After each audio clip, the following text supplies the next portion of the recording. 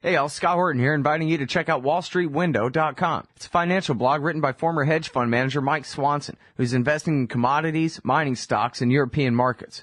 Wall Street Window is unique in that Mike shows people what he's really investing in and updates you when he buys or sells in his main account. Mike thinks his positions are going to go up because of all the money the Federal Reserve is printing to finance the deficit. See what happens at wallstreetwindow.com. And Mike's got a great new book coming out, so also keep your eye on writermichaelswanson.com for more details.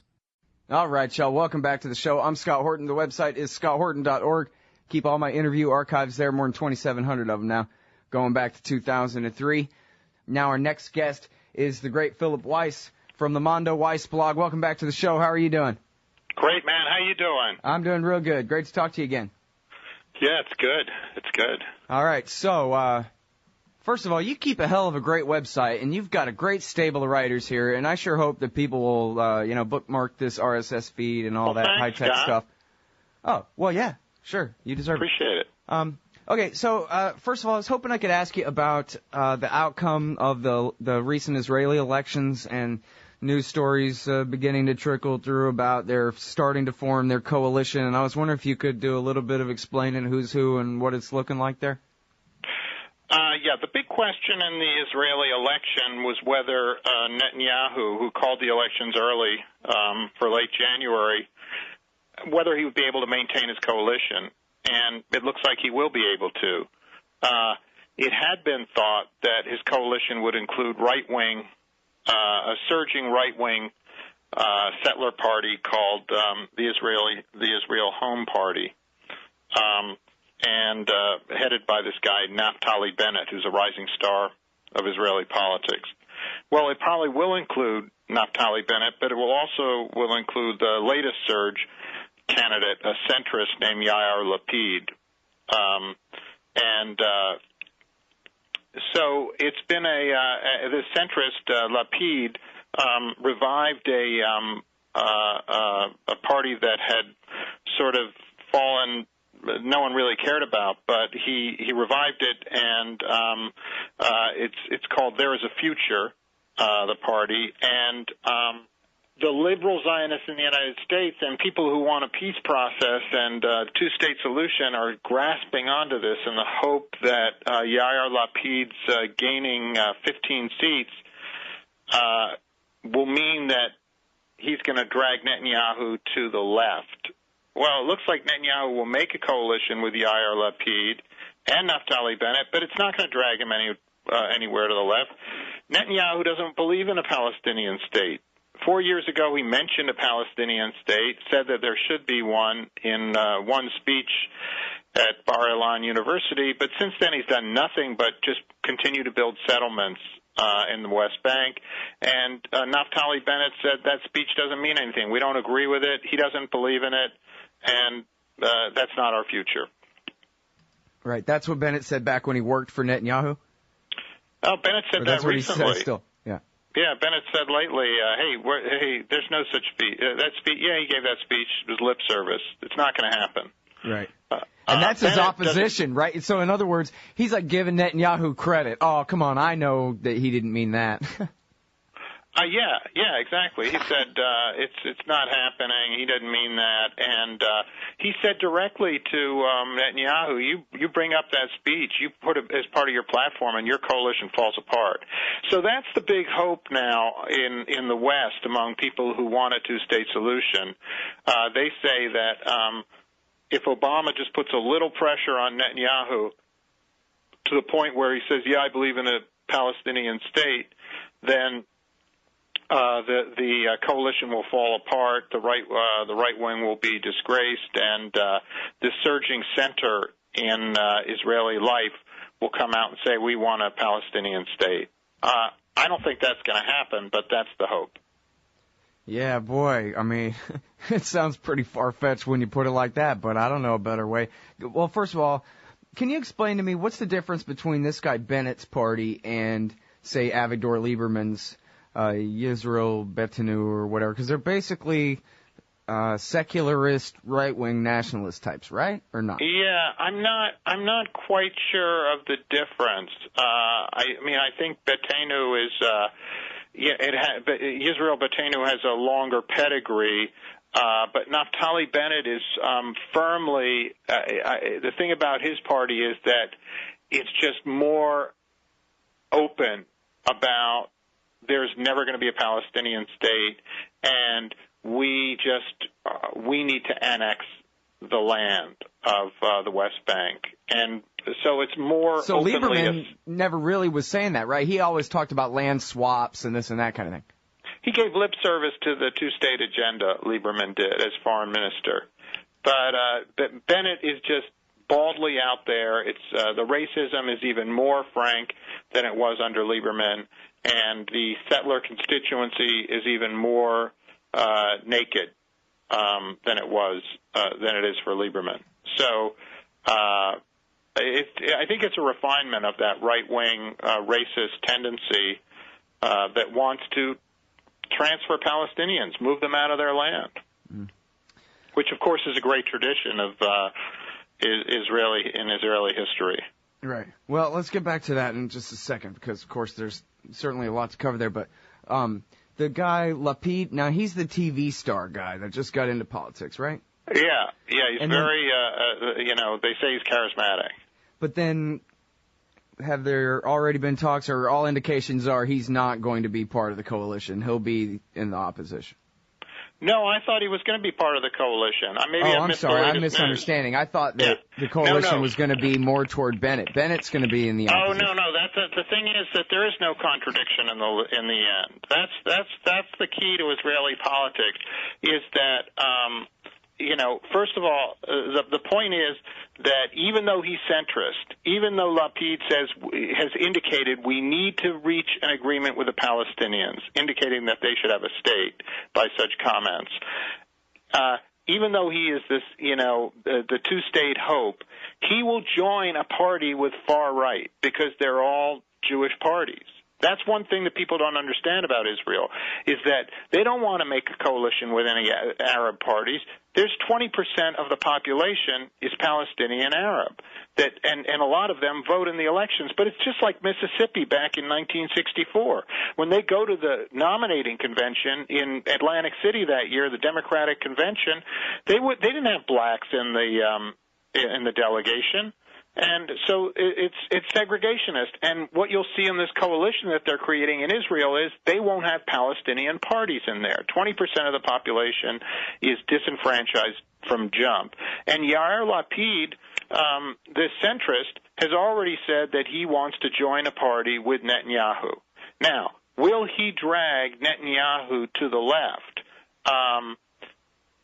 Maybe somewhat to the center. It's true, but he has said, "Don't worry about me. I'm a trustworthy member of the coalition." His game is Lapid wants to be a minister. Lapid wants power, so he has to form a coalition with Netanyahu, and it's going to include the far right. That is the way things are looking. I see. And then what you were describing before as the hope is that the people to the right of Netanyahu, that they'll be somehow turned off by the rhetoric enough to leave the coalition, and then that'll give the moderates even more influence, but still it'll amount to basically yes. The Rube Goldberg device of getting a two-state solution right now, that liberal Zionists, people who believe in the need for a Jewish state, their dream is that Obama or the Europeans will finally start to put pressure on Israel over its settlement policy. Will say, hey, this is an illegal policy. You've devoured the West Bank. And that Netanyahu will be forced to make a concession to the United States or to Europe, and as soon as he makes any concession, that he will lose the far right. And either he will have to call for a new election or try to rearrange his coalition to make it more centrist. Mm-hmm. And then, well, you speak as though there really is no one to the left of TV guy. There's just the Arabs, but there's no Labor Party to speak of, right? Kadima is just, what's-her-face that nobody listens to anymore. There's a left. I don't know how big it is. I think it's, there is Tzipi Livni, the one who no one pays any attention to, as you say, and there is Meretz gain more seats, which is a left-wing party. Labor is really on its knees now. But I think the thing that I would say about Israeli public opinion, which is kind of critical here, is it's very fluid. And right now, this guy Lapid, no one had heard about. Everyone was talking about Bennett was the surging candidate, the far right. Mm-hmm. Well, who turned out to be the surging was the centrist candidate. And so the American, even Elliot Abrams is saying, see, you were wrong. It's not the far right, this neocon who loves Israel, and, American neocon. Abrams has said, oh, see, Lapid is the centrist. Israeli politics is moving toward the center. And I think there's some truth to that. I think it is moving to the center, and there are indications that Lapid would gain. I think he got 15 seats, that he would get 20 seats if it was if the election were held today. They say, the latest polls say that Lapid would crush Netanyahu's party. So this is the hope, that this move towards the center is going to be solidified in Israeli political life, that Netanyahu's government will collapse, and that they will be able to put in that Lapid would be able to become independent of Netanyahu. Well, let's hope so, although, as you were mentioning before, the facts on the ground still say that there are how many hundreds of thousands of Jewish settlers in the West Bank, and how in the hell are they ever going to be removed without a civil war? Yeah, there's no question. I mean, there's somewhere between, the numbers vary, but between 600 and 750,000 settlers, including in East Jerusalem. And so that's about the population of Austin, Texas, which is used to be a small town. How would Austin feel if you said, they're not going anywhere. They've buried, their children there and their dead soldiers. I mean, the thing is that if you go there and you look at what they've done to Jerusalem, the two-state solution is over.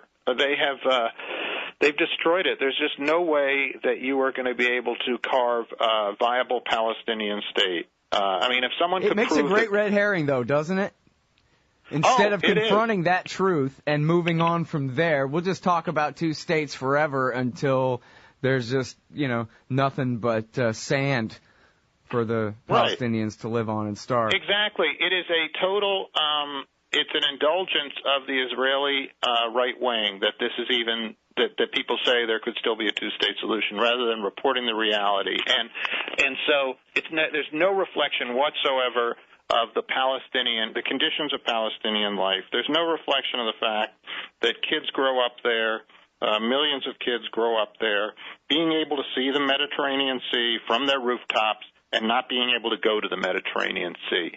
And Israelis can go anywhere they want, and they can go to the beach. These kids who are in the occupation cannot go to the sea. And it's insane. They live 10 miles from it. And that type of reality, or the fact they have to go through cattle grates, checkpoints when if they can get permission to go into Jerusalem, they can get permission to get out of Bethlehem. They're going through the type of chutes that we use for livestock here. It's the whole thing is disgusting, and Americans don't know about it. The humiliation that is practiced on a racial, ethnic basis.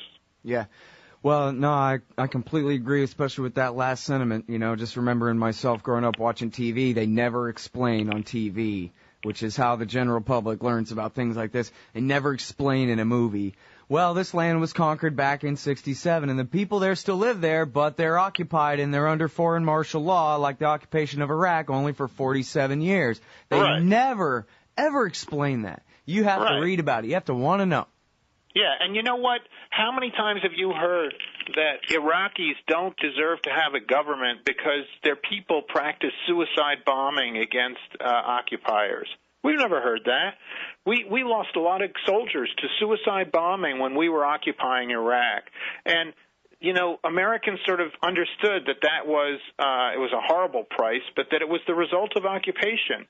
And meanwhile, the fact that Palestinians have been occupied 10 times as long, and they have sometimes, rarely, but sometimes resorted to suicide bombing, some of them, has meant that they are completely disqualified from ever being enfranchised. And it's just a completely racist double standard.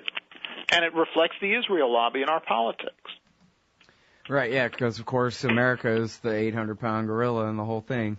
But now, so as far as the future of the West Bank, you seem pretty clear, but then, this is the kind of thing that apparently the neoconservatives, the Israel lobby, and the Likudniks in power over there never ask themselves, which is, then what? Like the regime change in Syria. Yeah, and then how's it going to be after that? They never ask themselves. But when I talk to Max Blumenthal, for example, who I think sees the world a lot like you do, he says that, well, forget it for Israel. Israel's doomed because they've let Netanyahu and et cetera put them on this path toward full annexation of the West Bank, and then they will be the minority ruling the majority in an apartheid system, and then they'll be out of business within however very short amount of time after that, once it's official that the West Bank is part of Israel rather than separate occupied territory.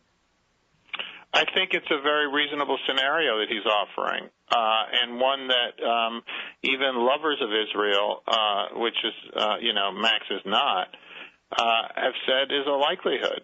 And I don't see how. I mean, the deep concern that many of us have is that Israel, once it annexes the West Bank, would continue its policy of ethnic cleansing to the point of trying to push Palestinians into Jordan or something. I mean, they want the land, they don't want the bodies. That's always been the policy, and they're getting the land and they're getting the bodies. And that's going to be the problem. There will be an apartheid struggle has begun. What we're seeing in the West Bank right now, this week, we're seeing a lot of demonstrations in the West Bank. I'm not saying it's third intifada, but there is thoroughgoing resistance inside the Palestinian activist and youth community. There's thoroughgoing resistance to a policy of occupation. And Obama is going to be there in Israel for 2 days a month from now. He's going to visit the West Bank for 3 hours. But believe me, there are going to be big demonstrations around Obama's visit. And the Hagel hearings have focused American attention on the occupation, and I believe the Obama visit will also focus attention on the occupation. Well, yeah, I sure hope so. What did you think about this thing where Ariel Sharon wanted to leave 2/3 of the West Bank? That's what they're saying in the Times of Israel. Yeah, I saw that. I don't know what to make of it. I mean, certainly the thing about Israeli leaders is that the polity just moves to the right. It just keeps moving to the right, so it makes a guy like Ariel Sharon look like a reasonable guy. What's more, I mean, this movie, The Gatekeepers, which is nominated for an Oscar, a documentary based on 6 intelligence chiefs from Israeli government over decades. Oh, yeah, I read about that. Yeah, these guys all say, "Let's get out. We got to get out of the West Bank. Let's get out. Let's get out. Let's get out." They're the former heads of the Shin Bet domestic intelligence agency. Yeah, security service. And what it says is just what you're saying about Sharon, just what Max Blumenthal is saying. Any reasonable person who wants to save the Jewish state says, we got to separate. The world is not going to tolerate apartheid. We've gotten away with it because, Uncle Sucker, as John Mearsheimer puts it, has been supporting us. But there's going to come a time where Uncle Sucker won't. All right, now... You did have a piece. And by the way, I would say, the other night on 60 Minutes, Robert Simon, even though he was promoting this military alliance between the U.S. and Israel and this Iron Dome military missile defense system, he badgered Ehud Barak, the former prime minister, over, how do you figure this? Why do you do this? We give you money and you build more settlements? What's that about? And he said that a few times, and any reasonable American has got to wonder how long we're going to take this. Yeah, I mean, assuming that they're minimally informed on the issue. But, so that's actually where I was going to go next, was Israel's changing image, because as pessimistic as I think we both sound about this, you've been writing about how, things are changing. CBS News went ahead and ran a story about that Instagram picture of the IDF soldier with a Palestinian child's head in his crosshairs. Was that on the nightly news? Oh, I don't watch the nightly news. I read it at your blog that they ran okay. it, right? Yeah. It certainly has gotten a lot of attention. It was on their website anyway, I guess. Great, yes. But so that's a little something, and like you're saying here on 60 Minutes, apparently the guy asked what a reasonable follow-up question. I saw on CNN International, for some reason they're just showing BMWs doing donuts all morning, but they did interview Stephen Walt earlier about, I think, Obama's trip coming up. So really? On CNN International? Yeah. Well, That's they're just amazing. doing the soccer player who's killed, or some sports star is accused of killing his girlfriend, and then these African guys are doing donuts in their BMWs, which looks like fun, but it's the same thing that's been on for about an hour and a half now. Wow. Thankfully, at least it's on mute, you know. Yeah, yeah. But yeah, my other choices are MSNBC or Fox. So what am I supposed to do, man? I have to have something on in the background over here. I understand. I agree with you. I watch a lot of CNN, so. But I mean, you're not thrilled about the Oscar Pistorius story, I can see. The who? He's the Blade Runner who's accused of murdering his girlfriend, isn't that? Oh yeah, no, I don't know or care about things like that at all. I know you don't. Scott, I admire you for that. And you don't even like Chuck Hagel, too, so I know you've got to focus. So, but I think the great thing about this Hagel hearing is that it's really blown up the lobby. And people have gotten to talk about the lobby. There have been a number of humorous anecdotes. I mean, The Onion did a big thing saying that Israel was going to exercise its veto power over U.S. foreign policy confirmations for only the 1,000th time in the history of the United States, or something like that. Yeah. And then Saturday Night Live did a skit which did not air, but which is out online, and millions of people, I think, have probably seen, or hundreds of thousands, in which John McCain, a guy who plays John McCain, badgers a guy playing Hagel to agree to perform oral sex on a donkey if Netanyahu asked him to do it for Israel's national security. So, you know, that would have been so much funnier if they had the Hagel character the whole time say, "Oh yeah, no, you're totally right. Yeah, no, I totally agree with you," and then that's still not being good enough the whole time, right? And then still being real skeptical. Are you sure you would? Oh, I swear I would. Anything you say. Right. Right, which is that is more really like the policy. it. Yeah, you know? I agree with you. It might have actually made the air if they'd done it like that, but that's all right. It was a little too long. It wasn't that funny. But no, it really wasn't that funny. All right. But yeah, no, I mean, it does seem like it's sort of, well, I was going to ask you, do you think that they've really overdone it with this Hagel thing? Because I even saw, McClatchy Newspapers had a political cartoon. Usually the political cartoons that get published in the paper, very conventional kind of wisdom. Yes. And there's something about, you know, there's no such thing as the Israel lobby, but then there's 100 billboards and the signs on the sides of buildings, and there's airplanes flying overhead, trailing banners, all against Chuck Hagel, you know. Yeah, oh, that's funny. Yeah, I saw that. It was great. I mean, I think the great thing here has been that finally, partly because Democrats are saying we're against the Israel lobby, which is kind of ridiculous, but because they're part of the Israel lobby. But there is a break in the Israel lobby, and there's the Republican Israel lobby, which is all for the settlements, all for devouring the West Bank, and then you have the Democratic Israel lobby, Party Israel lobby, which is never criticized Israel, military option against Iran, but maybe these settlements aren't such a good idea. So that break is starting to happen, and I think that's a good thing. It will lead to more, especially when people realize that they ain't going to get a two-state solution. Mm-hmm.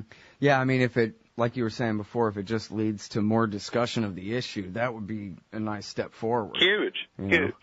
Yeah, so I'm encouraged on that score. I think Americans are waking up. It's just too obvious. And, even Chris Matthews can't continue to pretend like this is not a major force in our politics. Right. Well, and, they picked a fight and they won it pretty easy over Chas Freeman, because who ever heard of the the director of the National Intelligence Council? What the hell is that? Nobody knows about that unless they live in D.C. and care about stuff like that. Regular Americans don't. But the Secretary of Defense, Vietnam War hero, and this kind of thing, like, they might have bit off a little bit more than they could chew on this one. Looks like he's going to go ahead and be confirmed. And I don't know if Bill Kristol will ever have a Waterloo, but, it seems like another notch, another strike against him and his crew. I think that's a great line, Scott. I think that this really is maybe that we're going to see the neocons finally being eclipsed in America. I mean, the Democrats are finally running against neocons. Chuck Schumer is bashing the neocons, even though might as well be a neocon himself. But the willingness of Democrats to bash them means that they recognize Americans don't want another war. They can't run with that kind of platform. And I think the great thing about the Hagel confirmation is he will be confirmed, and there will not be a war with Iran. I've got my fingers crossed, but that's the way I interpret it. This guy doesn't want it. Yeah. Well, I think there are really very few interests in America that really want a war with Iran at this point. Doesn't necessarily mean that they won't. I mean, there's always World War I. I was just talking with Eric Margulies the other day about the dispute between China and Japan in the Pacific and all that. And this is how wars start, really, a lot of times is... it's Iraq was a aberration where they announced a year and a half beforehand that our policies regime change that we're going to make up 10,000 lies between now and a year and a half from now to get it done, and then do it that way. Usually it's maybe a little thing gets blown out of proportion, or some politician's feelings get hurt, or something terrible like that. I agree with you. I think that that's the way the world works. It is the way World War I happened, and better communication maybe can keep us from that kind of thing from happening, but it's just a lot of American and allied firepower near Iran all the time. Just lots of little tripwires waiting for something to blow up. And of course the Lakuniks, I don't know how crazy Netanyahu is. Maybe he's just mean, but I know. He does seem like he has a pragmatic streak, but just the same. These guys are, they set their red line, and I'm scared of what they can do. They're nuts. Yep. All right, well, listen, thanks very much for your time. We got to go, hey, but man, I sure appreciate talking to you again, Phil. Great. Okay. Talk to you soon. All right. Hell yeah. Everybody, that's Phil Weiss. Mondoweiss.net is the blog, and he's got a whole great stable of writers there, too. Lots of great stuff. Mondoweiss.net. So you're a libertarian, and you don't believe the propaganda about government awesomeness you were subjected to in 4th grade. You want real history and economics. Well, learn in your car from professors you can trust with Tom Woods' Liberty Classroom. And if you join through the Liberty Classroom link at scotthorton.org, we'll make a donation to support The Scott Horton Show. Liberty Classroom, the history and economics they didn't teach you. Hey everybody, Scott Horton here, inviting you to check out the Future Freedom Foundation at fff.org. They've got a brand new website with new and improved access to more than 20 years worth of essays promoting the cause of liberty. And FFF's writers, including Jacob Hornberger, Jim Bovard, Sheldon Richmond, Anthony Gregory, Wendy McElroy, and more, aren't just good. They're the best at opposing and discrediting our corrupt overlords in Washington and their warfare, welfare, regulatory police state. That's the Future Freedom Foundation's new and improved site at fff.org. Man, you need some Liberty stickers for the back of your truck. At LibertyStickers.com, they've got great state hate, like Pearl Harbor was an inside job. The Democrats want your guns. U.S. Army, die for Israel. Police brutality, not just for black people anymore. And government school, why you and your kids are so stupid. Check out these and 1,000 other great ones at LibertyStickers.com. And of course, they'll take care of all your custom printing for your band or your business at TheBumperSticker.com. That's LibertyStickers.com. Everyone else's stickers suck. The Emergency Committee for Israel, Brookings, Heritage, AIPAC, WINEP, JINSA, PNAC, CNAS, the AEI, FPI, CFR, and CSP. It sure does seem sometimes like the war party's got the foreign policy debate in D.C. all locked up. But not quite. Check out the Council for the National Interest at councilforthenationalinterest.org. They put America first, opposing our government's world empire, and especially their Middle Eastern madness. That's the Council for the National Interest at councilforthenationalinterest.org. Hey ladies, Scott Horton here. If you would like truly youthful, healthy, and healthy-looking skin, there is one very special company you need to visit, Dagny & Lane at DagnyandLane.com. Dagny & Lane has revolutionized the industry with a full line of products made from organic and all-natural ingredients that penetrate deeply with nutrient-rich ionic minerals and antioxidants for healthy and beautiful skin. That's Dagny & Lane at DagnyandLane.com. And for a limited time, add promo code SCOTT15 at checkout for a 15% discount.